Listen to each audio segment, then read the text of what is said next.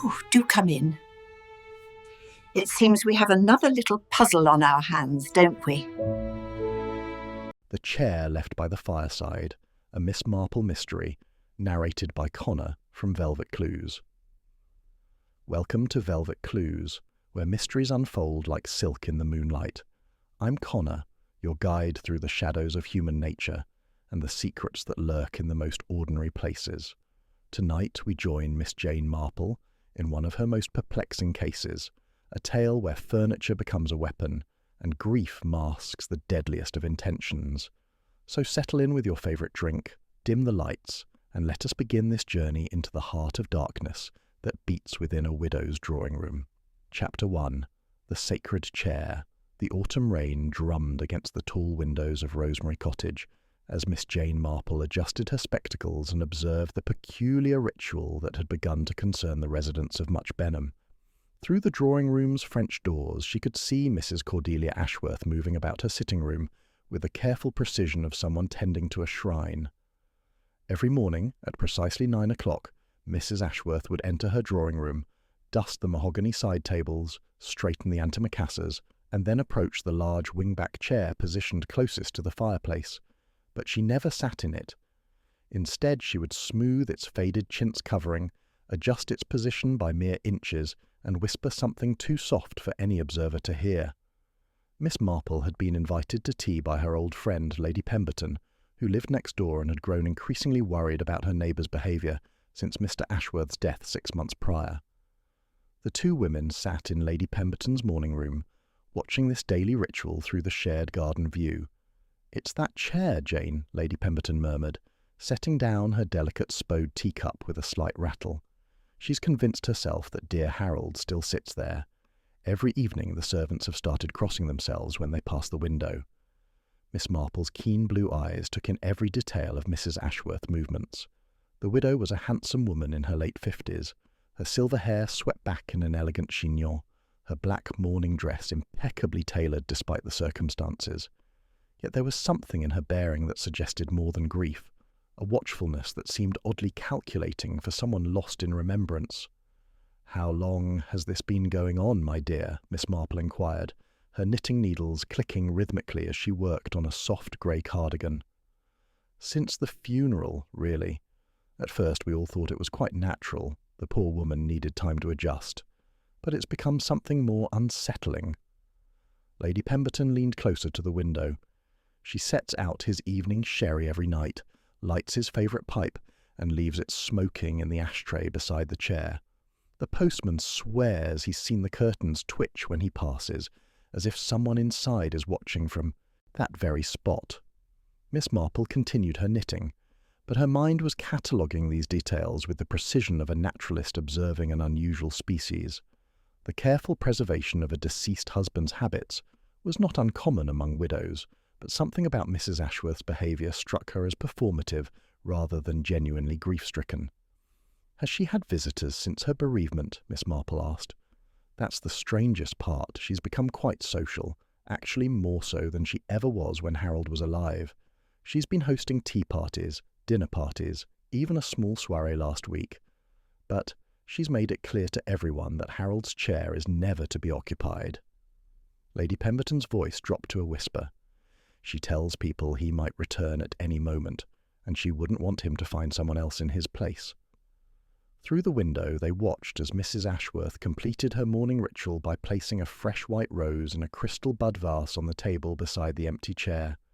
The gesture was touching, yet Miss Marple noticed the precision with which it was done, the exact placement, the careful adjustment of the flower's position until it met some internal standard of perfection. "I wonder," Miss Marple mused aloud, "whether you might arrange for me to meet Mrs. Ashworth, perhaps at one of her gatherings. I confess myself curious about this devotion to preserving her husband's memory in such a particular way." Lady Pemberton brightened at the suggestion. "Oh, what perfect timing. She's hosting a dinner party tomorrow evening.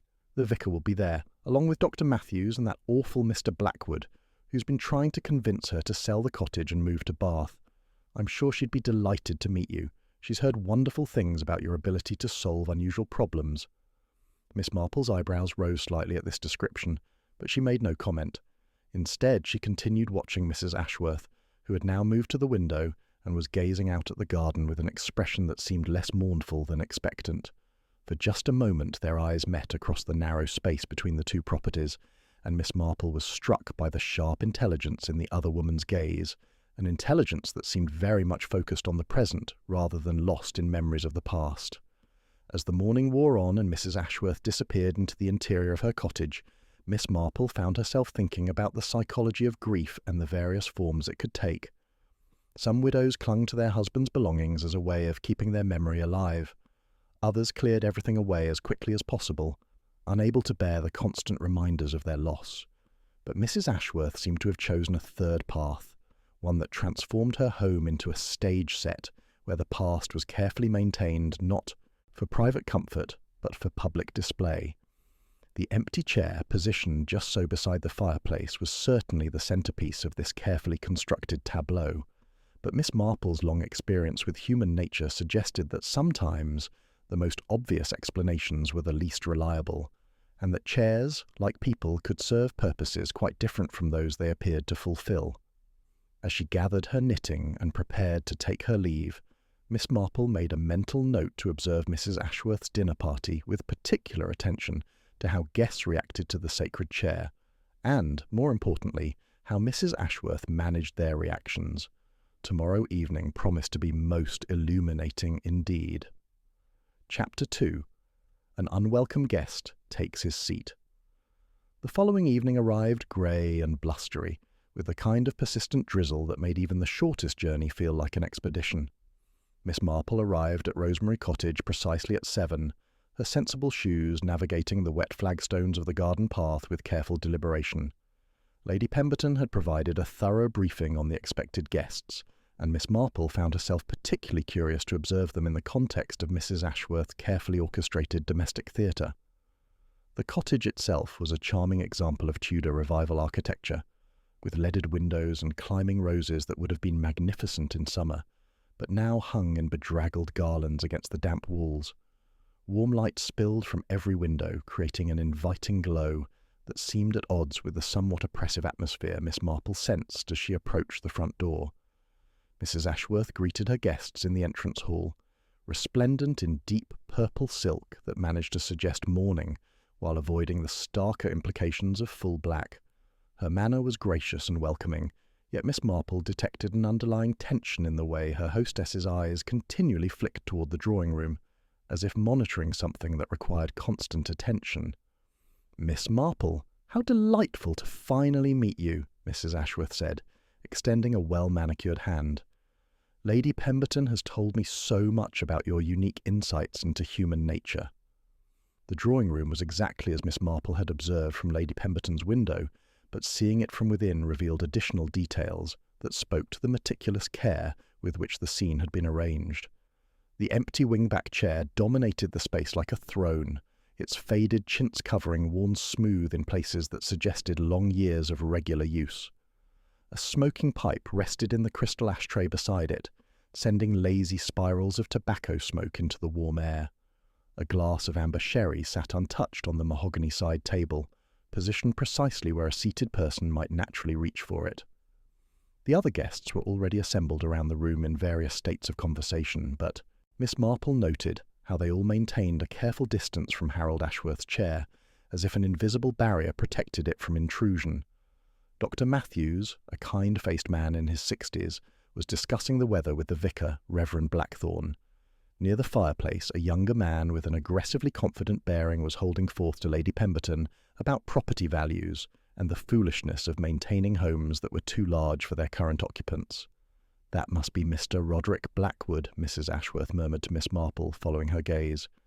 "He's been most persistent in his efforts to help me modernize my living situation, as he puts it. I'm afraid he finds my attachment to this house rather irrational." Miss Marple studied Mr. Blackwood with interest. He was perhaps 40 years old, impeccably dressed in evening clothes that suggested considerable means, and possessed of the kind of aggressive charm that often masked impatience with obstacles to his desires. As she watched, he gestured expansively while speaking, his movements bringing him closer and closer to the forbidden chair. "I notice your guests seem quite respectful of your husband's memory," Miss Marple observed quietly. "Oh, yes, they've all been wonderfully understanding. Harold was such a presence in this room. Everyone who knew him can still feel him here." Mrs. Ashworth's voice carried a note of satisfaction that seemed oddly inappropriate to the sentiment expressed. Dinner proceeded without incident, though Miss Marple found herself paying more attention to the undercurrents of conversation than to the excellent roast lamb and seasonal vegetables. Mr. Blackwood dominated much of the discussion with increasingly pointed observations about the burdens of maintaining older properties, the wisdom of liquidating assets that no longer serve their original purpose, and the benefits of relocating to more manageable accommodations. His arguments were logical and well presented, but delivered with a persistence that bordered on bullying. Mrs. Ashworth parried these suggestions with gracious deflection, but Miss Marple noticed the way her hostess's knuckles whitened around her wine-glass whenever the conversation turned to the possibility of selling the cottage. There was something personal in Mr. Blackwood's campaign to relocate the widow, something that went beyond professional interest in a potential property transaction. After dinner, the party returned to the drawing-room for coffee and liqueurs. The sacred chair sat empty as before, but Miss Marple observed that Mr. Blackwood's eyes kept returning to it with an expression that suggested more than idle curiosity. As the evening wore on and the brandy began to flow more freely, his comments became increasingly pointed. "Really, Cordelia, this whole business with Harold's chair is becoming rather morbid," he announced during a lull in conversation. "The dead should be allowed to rest in peace, don't you think? Clinging to these material reminders can't be healthy for your emotional well-being." The room fell silent at this direct challenge to their hostess's most obvious eccentricity. Mrs. Ashworth's smile never wavered, but something flickered in her eyes that reminded Miss Marple of a cat watching a mouse venture too far from its hole. "I find great comfort in maintaining Harold's presence in our home," she replied evenly. "Some might call it sentiment, but I prefer to think of it as faithful remembrance." "Sentiment is all very well in small doses," Mr. Blackwood continued, emboldened by the brandy and perhaps by what he mistook for weakness in her response. "But when it prevents rational decision-making about practical matters, it becomes a form of self-imposed imprisonment." And then, as if to emphasize his point about breaking free from the chains of sentiment, Mr. Blackwood stood and deliberately walked over to Harold Ashworth's chair. "I think it's time someone demonstrated that there's nothing to fear from letting go of the past," he announced, and before anyone could protest, he settled himself firmly into the forbidden seat. The effect was instantaneous and electric. Mrs. Ashworth's face went completely white, while the other guests shifted uncomfortably in their chairs. But it was Miss Blackwood's expression that caught Miss Marple's immediate attention, a sudden look of surprise that suggested his bold gesture had produced an unexpected physical sensation. Within minutes, Mr. Blackwood was dead. Chapter 3. A most peculiar collapse. The transformation of a pleasant social evening into a scene of tragedy occurred with shocking swiftness. One moment Mr. Blackwood was settling into Harold Ashworth's chair with his characteristic aggressive confidence. Next, he was writhing in obvious distress, his face flushed red and his breathing becoming laboured and erratic. Miss Marple had been observing the scene with her usual quiet attention when she noticed Mr. Blackwood's initial expression of surprise upon sitting down. It was not the look of a man making a symbolic gesture, but rather someone who had encountered an unexpected physical sensation, something sharp or uncomfortable that had caught him off guard. He shifted position twice, as if trying to find a more comfortable arrangement before the more serious symptoms began to manifest. Dr. Matthews was at his side within moments, his professional instincts overriding the social awkwardness of the situation. "Help me get him to the floor," he called to the vicar, who, despite his advanced years, proved surprisingly capable in the emergency.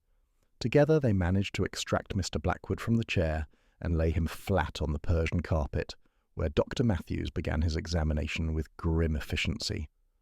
Mrs. Ashworth stood frozen beside the fireplace, one hand pressed to her throat in apparent shock, but Miss Marple noticed that her hostess's eyes never left the now empty chair. Rather than focusing on the stricken man, her attention seemed entirely captured by the wingback chair that had just claimed its victim. "I need to get him to hospital immediately," Dr. Matthews announced after completing his preliminary examination. "His pulse is rapid and irregular, his pupils are dilated, and his breathing is becoming increasingly shallow. These symptoms suggest some form of poisoning, though I cannot imagine from what source. The word poisoning sent a ripple of shock through the assembled guests. Reverend Blackthorne began murmuring prayers, while Lady Pemberton moved to comfort Mrs. Ashworth, who had begun to sway dangerously on her feet. But it was too late for medical intervention. Even as Dr. Matthews was organising the transportation to hospital, Miss Blackwood's breathing ceased entirely, and despite the doctor's determined efforts at resuscitation, it became clear that their evening's most disagreeable guest had breathed his last. "I'm afraid there's nothing more I can do," Dr. Matthews announced with professional solemnity. "Mr. Blackwood appears to have suffered some form of cardiac arrest, though the underlying cause remains unclear. We'll need to contact the authorities immediately." Miss Marple approached the chair that had been the centre of this tragedy with careful steps, her sharp eyes taking in details that others might overlook in their shock and confusion. The chintz covering showed no obvious signs of disturbance, though she noticed that the fabric on the right arm appeared slightly dishevelled, as if something had been recently inserted or removed from beneath it. "How very strange," she murmured, kneeling beside the chair to examine it more closely. "Dr. Matthews, before the authorities arrive, might I suggest you look at Mr. Blackwood's right hand? I noticed he seemed to be clutching something as his symptoms worsened."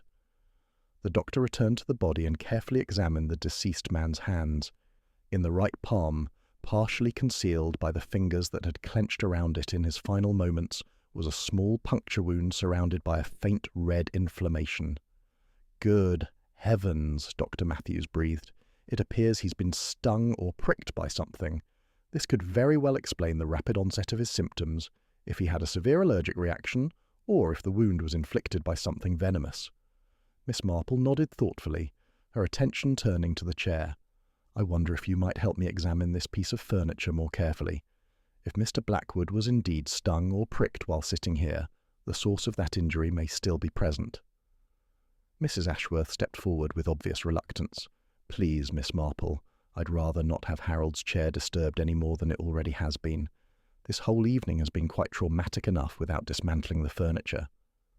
But Miss Marple was all ready, running her hands carefully along the arms and back of the chair, her experienced fingers detecting irregularities that might escape casual notice.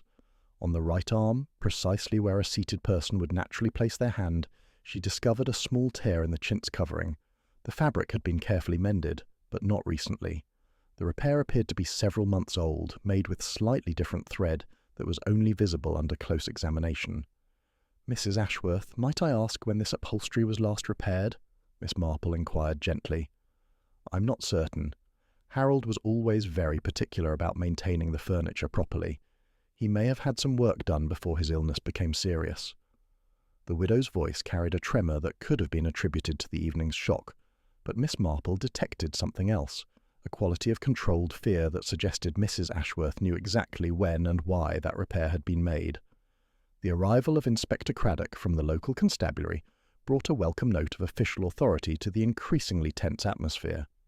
Miss Marple had worked with Inspector Craddock on previous occasions, and found him to be both competent and refreshingly willing to consider unconventional explanations for unusual circumstances.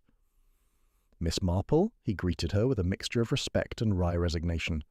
"I might have known I'd find you in the vicinity of another suspicious death.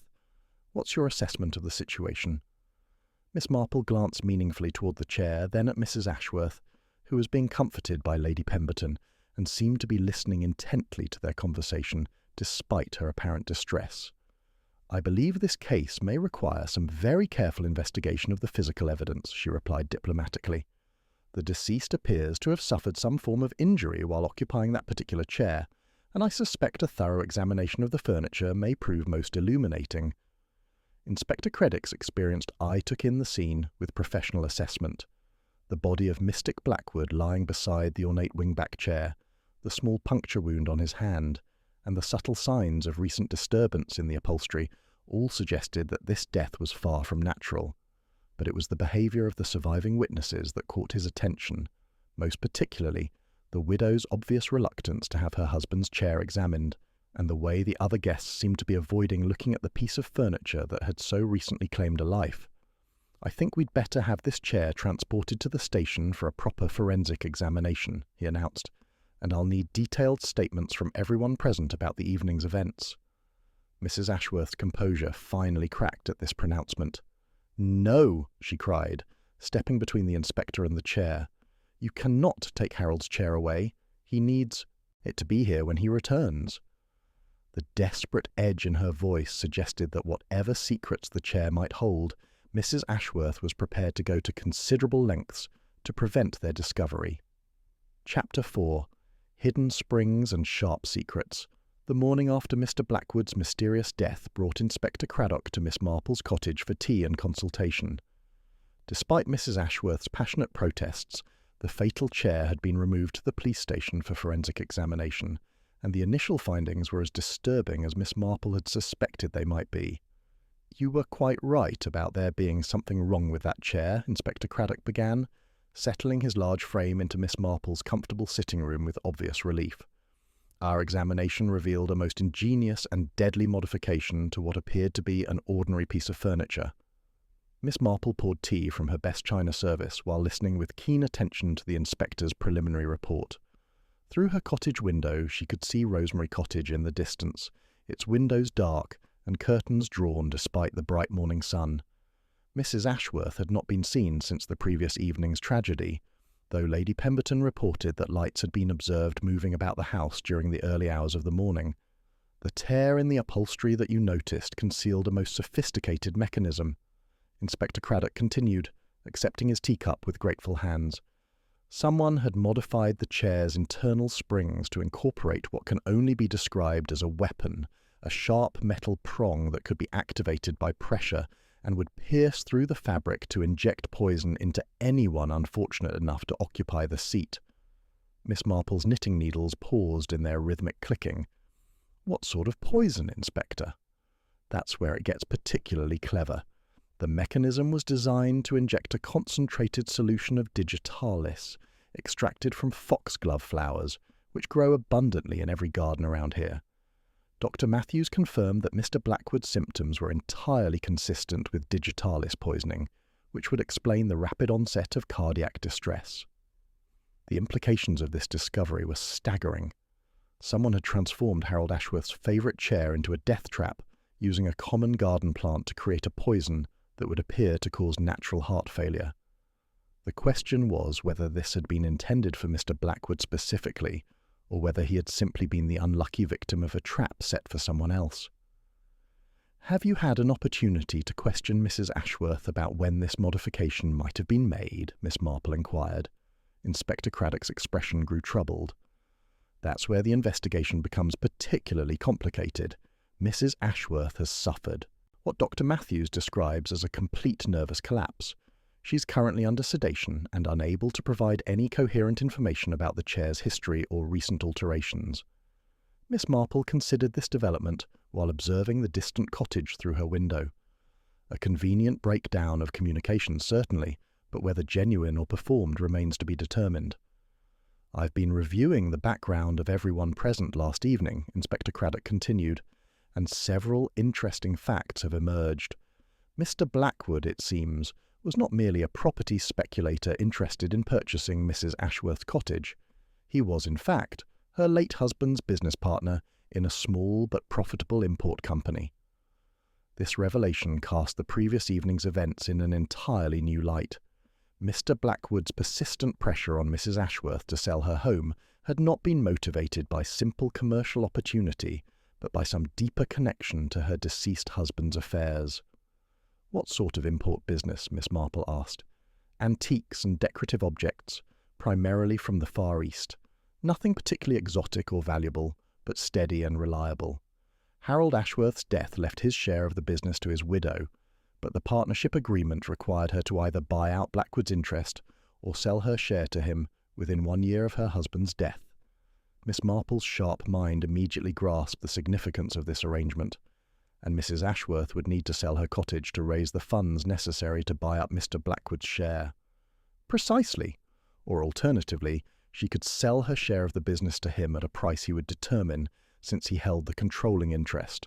Either way, Blackwood stood to profit considerably from pressing her to make a quick decision while she was still grieving, and potentially vulnerable to persuasion. The picture that emerged was one of systematic financial pressure being applied to a recently widowed woman by her late husband's business partner. Blackwood's social visits and dinner party invitations took on a more sinister character when viewed as part of a calculated campaign to force Mrs. Ashworth into an unfavourable business arrangement. "I wonder," Miss Marple mused aloud, "whether Mr. Blackwood might have made other attempts to pressure Mrs. Ashworth before last evening's fatal dinner party." Inspector Craddock consulted his notes. According to Lady Pemberton, he had been a frequent visitor to Rosemary Cottage over the past several months, always very social and friendly, but consistently returning to the subject of Mrs. Ashworth's need to rationalise her living situation, as he put it. Miss Marple set down her teacup and regarded the inspector with serious attention. "Inspector, I believe we need to consider the possibility that the trap in Harold Ashworth's chair was not intended for Mr. Blackwood at all, but rather for Mrs. Ashworth herself." "What do you mean?" "Consider the pattern of behaviour we've observed. A widow creates an elaborate shrine to her deceased husband's memory, complete with his favourite chair positioned exactly where he used to sit. She invites guests to her home, but makes it clear that the chair is sacred and not to be disturbed. What would be the most natural way for someone to violate that prohibition?" Inspector Craddock's eyes widened as he grasped the implications. "Someone would eventually insist on sitting in the chair to make a point about letting go of the past, exactly as Blackwood did last evening." "Exactly," Miss Marple continued. "But what if the trap was set by Mrs. Ashworth herself, intended for a different victim? What if she had been waiting for months for someone specific to take that fatal seat, and Mr. Blackwood simply happened to be the first person bold enough to challenge her obvious taboo?" The inspector leaned forward with intense interest. "You're suggesting that Mrs. Ashworth murdered her husband's business partner to avoid being forced into an unfavourable financial arrangement?" "I'm suggesting," Miss Marple replied, "that we need to examine very carefully who might have had the opportunity to modify that chair, when the modification was made, and whether Mr. Blackwood was the intended victim, or simply an unfortunate substitute for someone else Mrs. Ashworth was hoping to eliminate." Through the window they could see a figure moving about in Rosemary Cottage's garden. Mrs. Ashworth, apparently recovered from her convenient collapse, and engaged in some form of activity near the potting shed, where gardening supplies would naturally be stored, including, Miss Marple reflected, the tools and materials necessary to extract concentrated digitalis from common foxglove flowers. Chapter 5, The Carpenter's Tale and Ancient Grudges. Inspector Craddock's investigation into the modified chair had revealed one particularly significant clue that Miss Marple felt deserved immediate attention. Among the papers found in Mr. Blackwood's briefcase was a receipt from a local carpenter, dated 3 months prior, for furniture repair and modification services at Rosemary Cottage. The receipt was made out to W. Blackwood, not to Mrs. Ashworth, which suggested that he had personally commissioned work on the very chair that had subsequently caused his death. Miss Marple accompanied Inspector Craddock to the workshop of Thomas Hartwell. His shop occupied a converted stable behind the village inn, filled with the comforting scents of wood shavings, linseed oil, and the various glues and stains that constituted the tools of his trade. Hartwell himself proved to be a man of perhaps 60 years, with the calloused hands and careful manner of someone who had spent a lifetime working with precision and attention to detail. "Oh yes, I remember that job quite clearly," he said, when Inspector Craddock presented him with the receipt. "Very unusual request it was. Mr. Blackwood brought in this old wing-back chair and asked me to make some modifications to the internal mechanisms. Said it was meant to be a surprise for Mrs. Ashworth, something to help her remember her late husband more vividly." Miss Marple and Inspector Craddock exchanged meaningful glances at this revelation. Mr. Blackwood had personally arranged for the chair to be modified, though clearly not in the way that had ultimately resulted in his own death. "What sort of modifications did he request?" Inspector Craddock inquired. Mr. Hartwell moved to his workbench and retrieved a detailed sketch from a folder of job records. "He wanted me to install a small mechanical device inside the chair's frame, something that would activate when someone sat down and provide a gentle reminder of the chair's significance. He showed me a sketch of what he had in mind. The drawing depicted an ingenious mechanism designed to trigger a music box when weight was applied to the seat. The melody was to be the Blue Danube, which Mr. Blackwood claimed had been Harold Ashworth's favourite waltz. The modification would have required careful work to install the musical mechanism without damaging the chair's structural integrity or visible appearance. "Did you complete this work as requested?" Miss Marple asked. "That's where the job became rather strange," Mr. Hartwell replied, his weathered face showing signs of confusion. "I completed all the preliminary work, removed the old springs, created the housing for the music box, even installed the pressure-activated trigger mechanism. But when Mr. Blackwood came to inspect the work, he seemed quite dissatisfied with something about the design." Inspector Craddock leaned forward with interest. "What sort of dissatisfaction?" "He kept asking about the strength of the trigger mechanism, whether it could be modified to activate something other than a music box, whether the pressure required could be adjusted to respond to different weights." Mr. Hartwell shook his head in bewilderment. "I told him the mechanism was designed specifically for the musical device he'd requested, but he seemed to have other ideas about what he wanted it to do." Miss Marple studied the sketch more carefully, her experienced eye recognizing the criminal possibilities that such a mechanism might present to someone with malicious intentions. "Did Mr. Blackwood ultimately accept the work as completed?" "He paid for the services rendered, but he took the chair away before I could install the music box itself. Said he wanted to make some adjustments to the musical selection and would return to complete the installation. But I never saw him, or the chair again." Mr. Hartwell's voice trailed off as he realized the implications of what he was describing. The picture that emerged from this conversation was deeply troubling. Mr. Blackwood had commissioned work that would create a pressure-activated mechanism inside Harold Ashworth's chair, ostensibly for sentimental purposes, but his inquiries about modifying the trigger system suggested that his true intentions had been far more sinister than creating a musical memorial to his deceased business partner. "Inspector," Miss Marple said quietly as they left the carpenter's workshop, "I believe we need to reconsider our understanding of who was the intended victim and who was the actual perpetrator in this case." They returned to the police station, where the dismantled chair revealed additional evidence that supported Miss Marple's growing suspicions.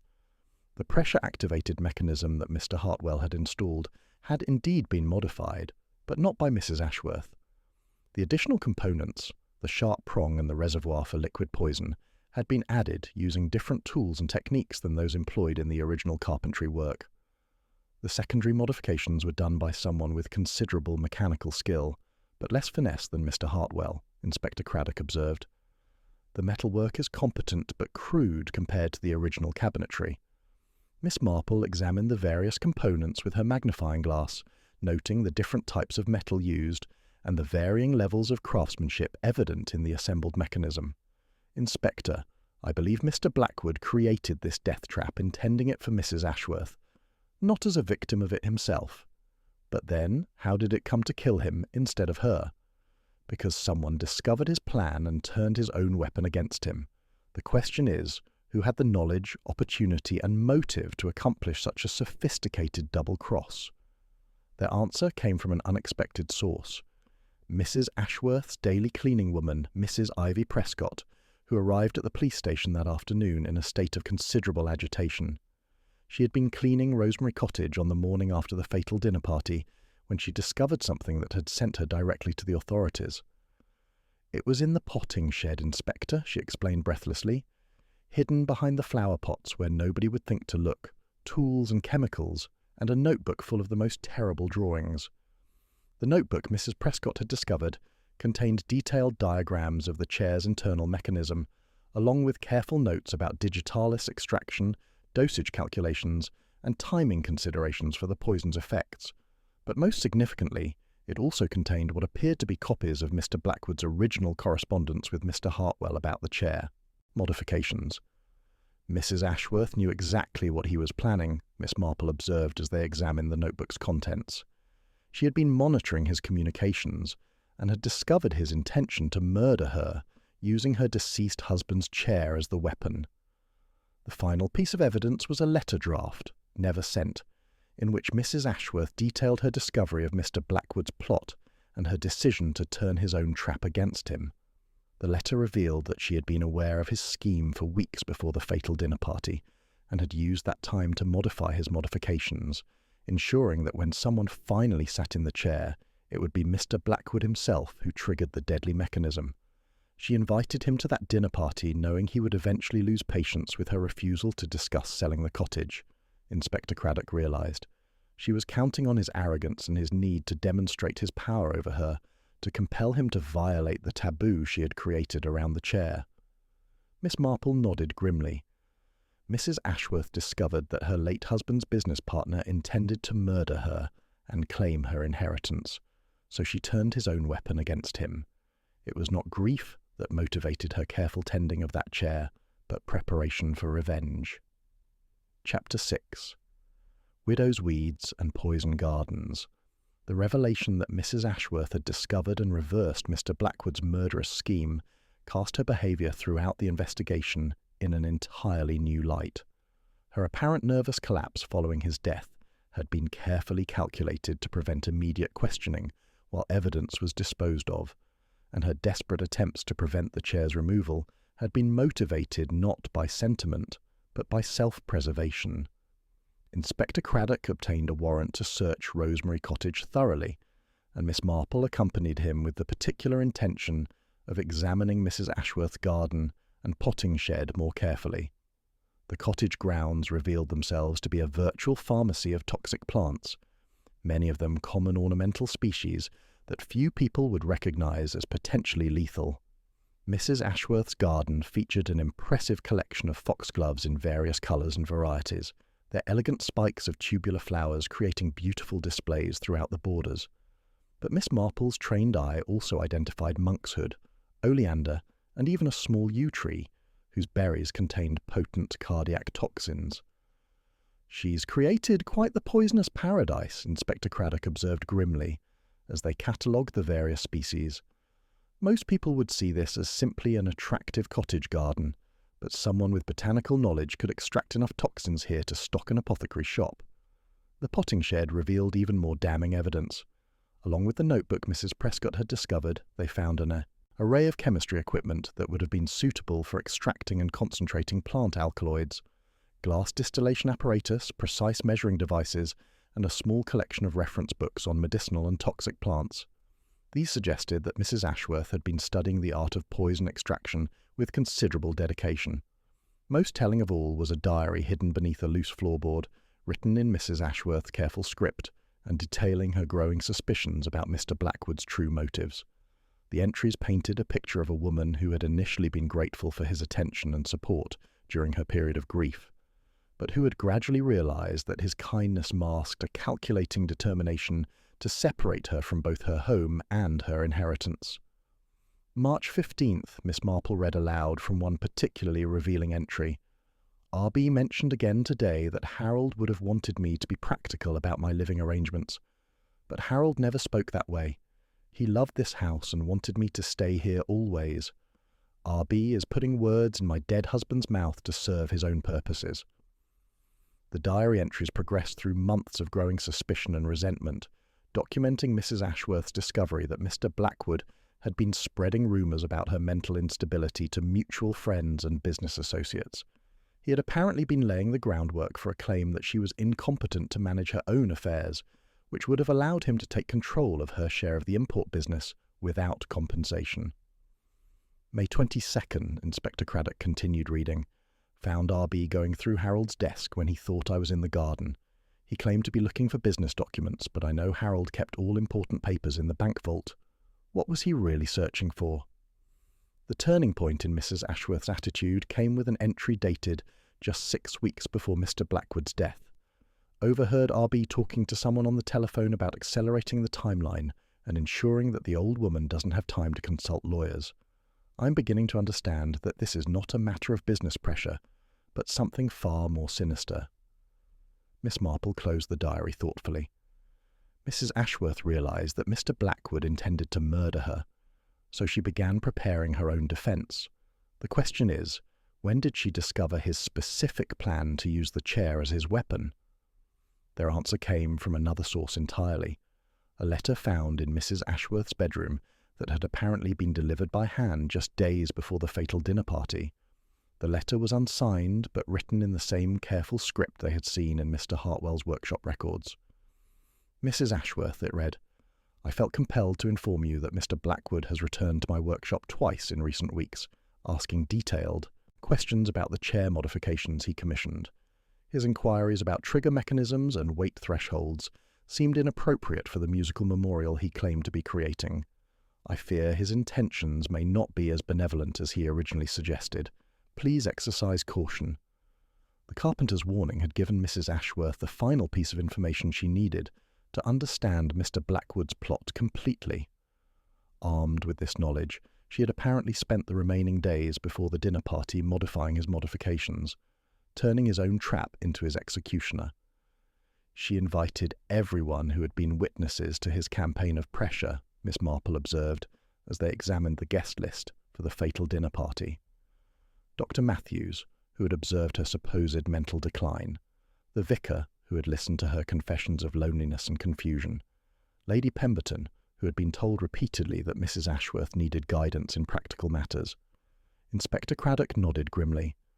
She wanted witnesses to see Mr. Blackwood's arrogant dismissal of her wishes and his deliberate violation of her stated boundaries. When he sat in that chair, despite her explicit prohibition, no one would question that it was his choice, his decision to ignore her clearly expressed desires. The evidence was overwhelming, but Mrs. Ashworth's supposed nervous collapse made questioning her directly impossible. Dr. Matthews continued to insist that she was in no condition to be interviewed, and any attempt to arrest her would require testimony about her state of mind during the alleged crime. Since all the witnesses had seen her as a grieving widow desperately clinging to her husband's memory, proving premeditated murder would be challenging, despite the physical evidence. She's been very clever about establishing her public persona, Miss Marple reflected, as they prepared to leave Rosemary Cottage. Everyone sees her as a harmless, sentimental old woman who talks to empty chairs and preserves her husband's memory obsessively. The idea that such a person could plan and execute a sophisticated revenge killing seems almost impossible to believe. But as they walked down the garden path, Miss Marple noticed something that made her pause and reconsider their investigation. In the front window of the cottage, clearly visible from the road, sat another chair, a smaller armchair that had been positioned to face outward toward the street, and in that chair sat a figure that, from a distance, could easily be mistaken for an elderly woman in a dark dress. "Inspector," she said quietly, "I believe Mrs. Ashworth may not be quite as incapacitated as Dr. Matthews believes." Chapter 7. The Performance of Grief and Guilt. Miss Marple's observation about the figure in the window proved to be remarkably prescient. When Inspector Craddock returned to Rosemary Cottage later that evening with a warrant to question Mrs. Ashworth, despite Dr. Matthews's protestations, they found the cottage empty, except for a carefully arranged tableau designed to maintain the illusion of occupancy. The figure in the front window was revealed to be an ingenious construction of pillows and clothing, arranged to suggest a seated person when viewed from outside. Mrs. Ashworth had apparently been using this deception for several days, while she completed the disposal of evidence and arranged her own disappearance from the investigation. "She's been watching us through the back windows while we conducted our searches," Inspector Craddock realized as they examined the false figure. "She knew exactly what we were finding, and how much time she had before we would attempt to arrest her." Miss Marple studied the arrangement with professional appreciation for its effectiveness. From the road, any observer would naturally assume that the grieving widow was maintaining her lonely vigil, sitting in her front room and gazing out at a world that had become strange and threatening since her husband's death. The performance was psychologically perfect, playing on everyone's expectations about how a recently bereaved woman should behave. A systematic search of the cottage revealed that Mrs. Ashworth had packed carefully and selectively, taking only essential items and leaving behind anything that would suggest a planned departure rather than a temporary absence. Most of her clothing remained in the wardrobes, her personal photographs stayed on the mantelpieces, and her husband's belongings were still arranged exactly as they had been since his death. "She wants people to believe she suffered a complete mental breakdown and wandered off in confusion," Inspector Craddock observed. "If she can maintain that impression long enough, it may be impossible to prove that her disappearance was calculated rather than the result of psychological trauma." But Miss Marple had discovered something that suggested Mrs. Ashworth's planning extended far beyond the immediate aftermath of Mr. Blackwood's death. In the kitchen, she found a calendar with several dates marked in red ink over the past 6 months, dates that, when checked against bank records, corresponded exactly to occasions when Mrs. Ashworth had made substantial withdrawals from her savings accounts. "She's been converting her assets to cash systematically," Miss Marple reported. "Small amounts each time, nothing that would attract attention individually, but collectively representing a considerable sum." The pattern of withdrawals suggested that Mrs. Ashworth had been planning her eventual escape from the investigation for months before Mr. Blackwood's death. Her preparations had been meticulous and patient, designed to provide her with the resources necessary to disappear completely when the time came. Inspector Craddock's investigation expanded to include banks throughout the region, and within hours they had traced Mrs. Ashworth's movements over the past week. She had been visiting multiple financial institutions, closing accounts, and collecting cash in amounts small enough to avoid triggering reporting requirements. "She's accumulated nearly £10,000 in ready money," Inspector Craddock reported grimly. "That's enough to disappear quite thoroughly, especially if she's been making arrangements for false documentation or alternative identities." The search for Mrs. Ashworth extended to ports, railway stations and coach terminals throughout southern England, but Miss Marple suspected that a woman clever enough to plan such an elaborate revenge, killing would not follow obvious escape routes that police would naturally monitor. "She's been studying this problem for months," Miss Marple observed, as they reviewed the evidence of Mrs. Ashworth's preparations. "A woman who could discover Mr. Blackwood's murder plot and reverse it so effectively would certainly have planned her own disappearance with equal care." The answer to Mrs. Ashworth's whereabouts came from an unexpected source, her late husband's business records, which revealed that the import company had maintained contacts with suppliers and associates throughout Europe and Asia. Mrs. Ashworth had inherited not only her husband's financial assets, but also his network of international business connections. Harold Ashworth's company specialized in decorative objects from places where English widows with ready money might live quite comfortably on modest incomes, Inspector Craddock realized as they examined the correspondence files. Portugal, southern France, certain parts of Italy, all places where Mrs. Ashworth would have contacts willing to help her establish a new life under a different name. The investigation took on an international character as Inspector Craddock contacted authorities in countries where Mrs. Ashworth might have fled. But Miss Marple found herself wondering whether the widow's escape was as complete as it appeared to be, or whether her elaborate preparations might contain a fatal flaw that would ultimately lead to her capture. The answer came in the form of a letter delivered to Lady Pemberton 3 days after Mrs. Ashworth's disappearance was discovered. The letter bore a postmark from Dover, but Miss Marple suspected it had been mailed by an accomplice to disguise its true origin. "My dear Lady Pemberton," it began, "I hope you will understand why I felt compelled to take the action I did regarding Mr. Blackwood. He was not the friend to Harold that he pretended to be, nor was he the benevolent adviser he claimed to be to me. I discovered that he intended to murder me and steal everything Harold worked his entire life to build." The letter went on to detail Mrs. Ashworth's discovery of Mr. Blackwood's plot, her realization that legal remedies would be insufficient to protect her, and her decision to turn his own weapon against him. But it was the letter's conclusion that provided the key to understanding Mrs. Ashworth's ultimate fate. "I know that what I have done makes me a criminal in the eyes of the law, but I believe Harold would understand that sometimes a person must protect themselves when all other options have been exhausted. I go now to join him in whatever comes after this life, secure in the knowledge that his murderer can do no more harm to others." Miss Marple read these final lines with growing alarm. "Inspector, I fear we may have been looking for Mrs. Ashworth in the wrong places entirely." Chapter 8. The Final Chair by the Final Fire. Miss Marple's concern about Mrs. Ashworth's ultimate intentions proved tragically prophetic.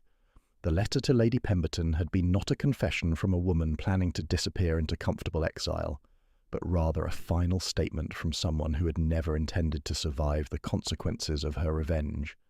Inspector Craddock's search for the missing widow expanded to include hospitals, morgues, and any location where someone might choose to end their own life with dignity and privacy. The breakthrough came from an unexpected source, the keeper of Much Benham's small cemetery, who reported that someone had been visiting Harold Ashworth's grave during the early morning hours for the past several days. Found fresh flowers there every morning, the old groundskeeper explained when Inspector Craddock interviewed him. White roses, same as she always brought, but placed there before dawn when nobody else would be about. Seemed like someone who didn't want to be seen paying their respects. Miss Marple accompanied Inspector Craddock to the cemetery, where they discovered that Mrs. Ashworth had indeed been maintaining her vigil at her husband's graveside, despite being officially missing. The evidence of her presence was subtle but unmistakable. Freshly disturbed earth around the headstone where she had been kneeling, small personal objects left as tokens of remembrance, and most tellingly, a pattern of movement through the grass that suggested someone had been spending considerable time in solitary contemplation. "She's been coming here to prepare herself mentally for whatever she's planned as her final act," Miss Marple observed, studying the scene with her characteristic attention to detail. "This is not the behaviour of someone planning to flee justice, but rather someone making peace with a decision to end her own participation in these events." The search of the surrounding area revealed additional evidence of Mrs. Ashworth's presence. In a small maintenance shed near the cemetery's edge, they found temporary shelter that had clearly been occupied recently.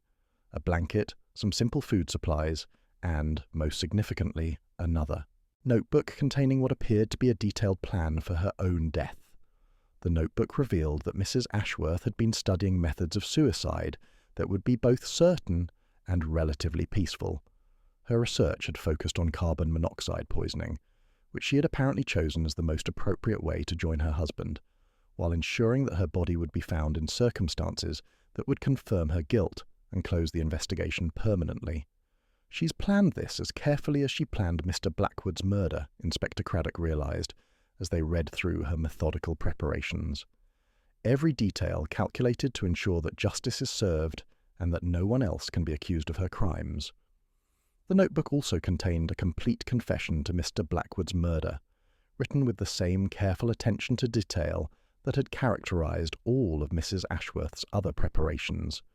It described her discovery of his plot against her, her decision to reverse his trap, and her systematic manipulation of the dinner party circumstances to ensure that he would be the one to trigger the deadly mechanism. "I do not ask for forgiveness," the confession concluded, "but I hope that those who knew Harold will understand that I could not allow his murderer to profit from his death. Mr. Blackwood intended to kill me and steal everything Harold worked his entire life to build. I have prevented that injustice in the only way that seemed possible."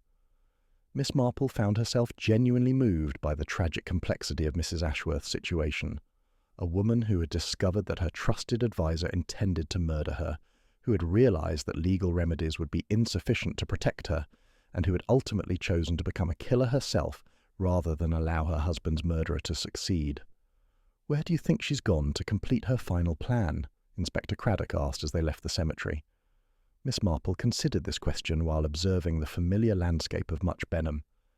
Mrs. Ashworth had demonstrated throughout this affair that her actions were motivated by powerful symbolism and careful attention to appropriate settings for significant events. "I believe she's returned to Rosemary Cottage," Miss Marple said finally. "Everything she's done has been connected to her home and her husband's memory. If she intends to end her life, she'll want to do it in the place where she and Harold were happiest together." They returned to Rosemary Cottage to find it apparently still empty, but Miss Marple detected subtle signs of recent occupancy that suggested Mrs. Ashworth had indeed returned. A faint scent of coal gas in the kitchen, curtains that had been adjusted slightly from their previous positions, and, most tellingly, the arrangement of Harold's personal belongings had been modified to create a more intimate memorial display. "She's in the drawing room," Miss Marple said quietly, recognising the significance of Mrs. Ashworth's choice of location. "She's gone back to sit beside Harold's chair one final time."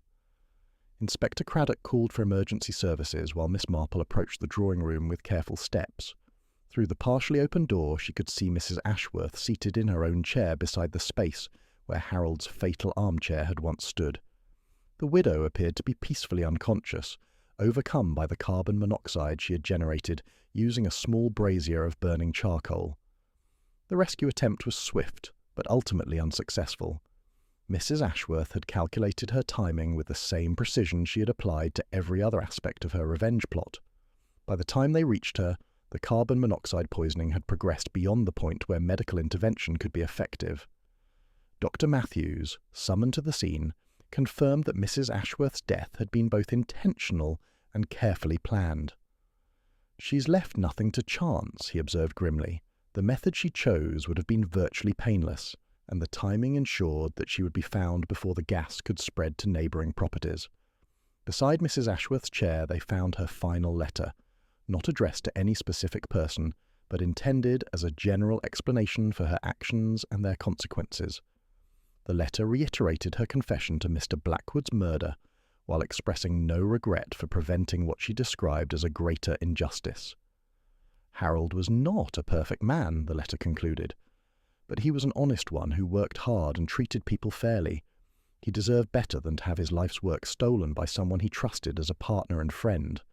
I have ensured that Mr. Blackwood cannot harm anyone else as he intended to harm me, and now I go to face whatever judgment awaits those who take the law into their own hands. Miss Marple stood in the drawing-room where this tragedy had begun and ended, reflecting on the complex motivations that could drive an ordinary person to extraordinary acts of both justice and revenge. Mrs. Ashworth had discovered evil and responded with evil, creating a chain of violence that could only end with her own death. Chapter 9. Secrets in the Ashes and Final Accounts. The aftermath of Mrs. Ashworth's death brought a flurry of legal and administrative activity as authorities attempted to unravel the full scope of the conspiracy that had led to 2 deaths in Much Benham's normally peaceful community. Miss Marple found herself called upon repeatedly to provide testimony about her observations and deductions, while Inspector Craddock worked to close both cases in a manner that would satisfy the coroner's court and the various official investigations. The examination of Mrs. Ashworth's financial records revealed the full extent of Mr. Blackwood's campaign to pressure her into unfavourable business arrangements. Bank statements showed a pattern of suspicious transactions designed to make it appear that Mrs. Ashworth was managing her money incompetently, while correspondence files contained evidence that Mr. Blackwood had been actively undermining her reputation with business associates and professional advisors. He was building a case for having her declared mentally incompetent, Inspector Craddock explained to Miss Marple as they reviewed the documents.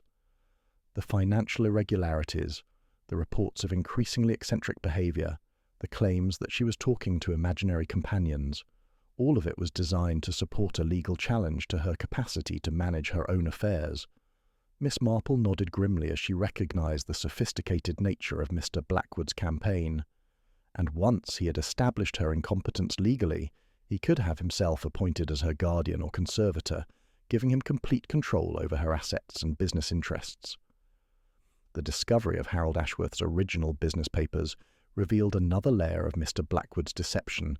Harold had apparently been planning to buy out his partner's share of the import company before his death, having discovered irregularities in their accounts that suggested Mr. Blackwood had been systematically embezzling from their joint enterprise. Harold Ashworth was preparing to confront his partner about missing funds when he suffered his heart attack, Dr. Matthews explained during his testimony to the coroner.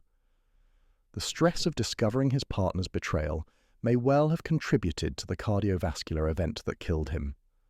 This revelation cast Mrs. Ashworth's revenge in an even more poignant light.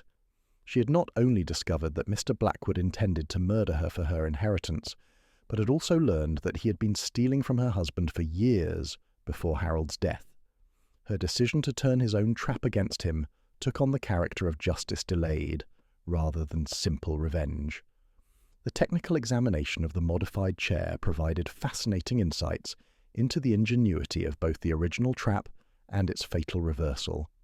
Mr. Blackwood's modifications to Mr. Hartwell's musical mechanism had been crude but effective, designed to inject a fatal dose of poison while appearing to be a furniture malfunction rather than deliberate murder. The original mechanism would have killed Mrs. Ashworth quite painlessly, the forensic expert explained to the coroner's court. The digitalis would have caused apparent heart failure that would almost certainly have been attributed to natural causes, particularly given her age and recent bereavement stress. Mrs. Ashworth's counter-modifications had been more sophisticated, involving a complete reversal of the trigger mechanism so that it would activate only when someone of Mr. E. Blackwood's weight and height sat in the chair. She had apparently spent weeks studying his physical characteristics and calculating the precise adjustments needed to ensure that he, and only he, would trigger the deadly device. She turned his own weapon against him with remarkable precision, Miss Marple observed to Inspector Craddock after the technical testimony was completed. But she also ensured that the mechanism would be discovered and investigated properly, providing evidence of both his crime and hers. The settlement of the Ashworth estate revealed the final irony in this tragedy of greed and revenge. Harold Ashworth's will had already been modified to exclude Mr. Blackwood from any inheritance based on his discovery of the embezzlement. Mrs. Ashworth's share of the business, which Mr. Blackwood had been so eager to acquire, proved to be worth considerably less than he had believed, since Harold had been quietly liquidating assets to prepare for the confrontation with his dishonest partner. If Blackwood had simply waited for the normal legal process to unfold, the estate attorney explained to Miss Marple and Inspector Craddock, he would have discovered that there was no fortune to steal. Harold Ashworth had already taken steps to protect his wife's interests and expose his partner's crimes through proper channels. The business itself, stripped of the embezzled funds and faced with the scandal of 2 deaths connected to its ownership, was ultimately liquidated. The remaining assets, after legal fees and debts were settled, amounted to barely enough to maintain Mrs. Ashworth's cottage and provide a modest income. The inheritance that had motivated 2 murders proved to be largely illusory. Miss Marple found herself reflecting on the tragic waste of lives that had resulted from Mr. Blackwood's impatience and greed. If he had been content to wait for the natural resolution of the business partnership, she observed to Lady Pemberton, as they took tea in her morning room a week after the coroner's verdict, he would have discovered that his elaborate murder plot was unnecessary, and if Mrs. Ashworth had trusted the legal system to protect her interests, she might have survived to enjoy the vindication that was already being prepared by her husband's careful planning. Both of them acted on incomplete information and assumptions about the other's motives, Lady Pemberton said softly. Precisely, Miss Marple agreed. Mr. Blackwood assumed that Mrs. Ashworth possessed wealth worth killing for, while she assumed that legal remedies would be insufficient to protect her from his schemes. The cottage that had been the centre of this tragedy stood empty now, its windows dark and its garden beginning to show signs of neglect. The local authorities had declared it part of the estate that would need to be sold to settle various claims and expenses. But finding a buyer for a house where 2 people had died under such circumstances was proving challenging. I sometimes see lights in the windows late at night, Lady Pemberton confided.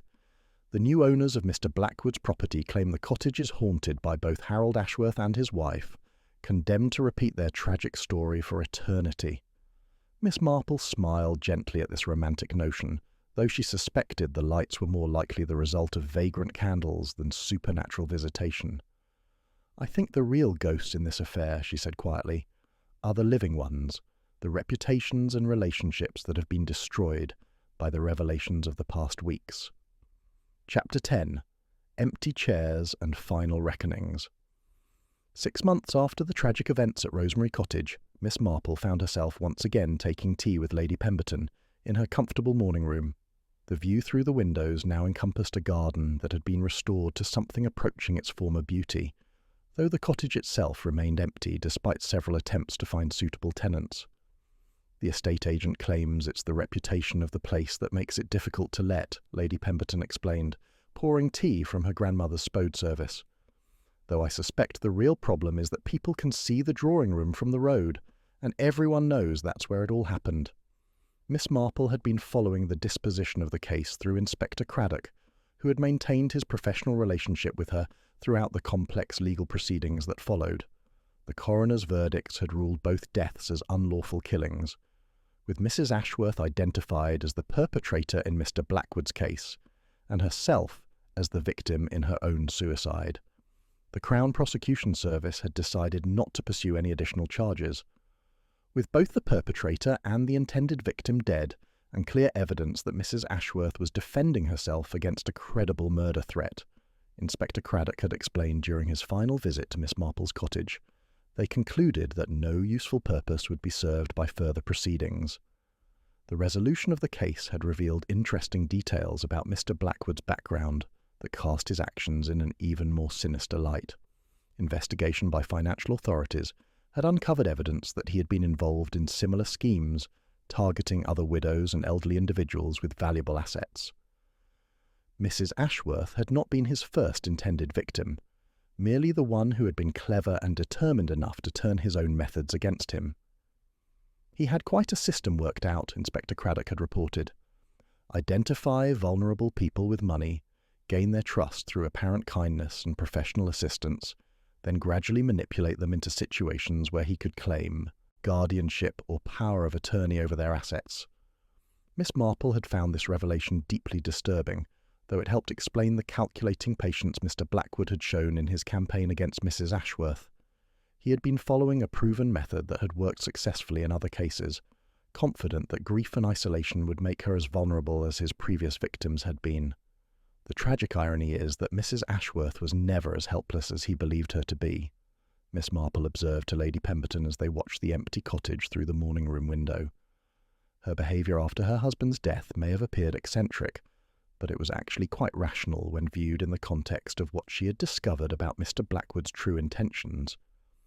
The cottage itself had become something of a local landmark, though not in the way its original owners would have wished. Visitors to Much Benham were often directed to the house where the chair murder happened, and several true crime writers had requested permission to examine the scene for their publications. The notoriety was precisely the opposite of the peaceful retirement that Harold and Cordelia Ashworth had planned when they purchased the property. I sometimes wonder what might have happened if Mr. Blackwood had simply been more patient, Lady Pemberton mused. If he had waited for the business partnership to resolve naturally, or if he had been satisfied with whatever legitimate share he might have inherited. Miss Marple considered this alternative history while observing the morning light on the cottage windows. I suspect his impatience was rooted in arrogance as much as greed. He had successfully manipulated other victims, and believed that Mrs. Ashworth would be equally easy to control. When she proved more resistant than expected, he chose escalation rather than patience. The psychological aspects of the case continued to fascinate Miss Marple months after its conclusion. Mrs. Ashworth's transformation from grieving widow to calculating killer demonstrated the dangerous potential that existed within even the most conventional and respectable people when they believed themselves to be under existential threat. She convinced herself that murder was justified because Mr. Blackwood's plot left her no other options, Miss Marple reflected. But the evidence suggests that her husband had already taken legal steps that would have protected her interests and exposed Mr. Blackwood's crimes through proper channels. The failure of communication between Harold Ashworth and his wife was the crucial element that made tragedy inevitable. If he had shared his suspicions about his business partner, if she had known about the protective measures he was preparing, the entire sequence of events might have been prevented. Trust, Miss Marple observed after a pause, or rather, the lack of it seems to have been the real killer in this case. Mr. Blackwood's betrayal of his partner's trust, Mrs. Ashworth's inability to trust the legal system to protect her, and, most tragically, the failure of a husband and wife to trust each other with the truth about the dangers they faced. As they finished their tea and prepared to take their customary walk through the village, Miss Marple found herself thinking about the empty chair that had started this entire tragedy. Harold Ashworth's wingback chair, now destroyed as evidence, had been transformed from a symbol of companionship and memory into an instrument of death and revenge. Chairs, like people, can serve purposes quite different from those they appear to fulfill, she had observed to Inspector Craddock during the investigation. The same could be said of the relationships between the various characters in this drama, partnerships that were actually exploitation, kindness that masked calculation, and grief that concealed murderous planning. The cottage would eventually find new occupants, Miss Marple was certain. Houses had a way of outlasting the tragedies that occurred within them, and future residents would create new memories to overlay the dark events of the past months. But she suspected that the drawing room would never again seem quite as welcoming as it once had, and that anyone sitting in that space would be reminded, however unconsciously, of the deadly potential that could lurk in even the most innocent-appearing furniture. In the end, she remarked to Lady Pemberton, as they walked past Rosemary Cottage for what might be the final time, this case demonstrates that the most dangerous traps are often those we set for ourselves, through our assumptions about other people's motives and capabilities. The morning sun caught the windows of the empty cottage, creating momentary illusions of movement and occupancy that reminded Miss Marple how easily appearances could deceive even the most careful observer. But the real lesson of the chair left by the fireside was simpler and more universal, that furniture, like people, should be approached with respect for both its apparent purpose and its hidden potential for harm.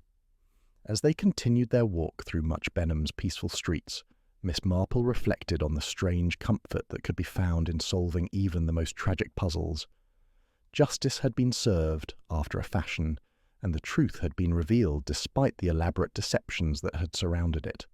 The empty chair would remain empty forever, but at least now everyone understood exactly why that emptiness had proved so deadly to those who dared to fill it.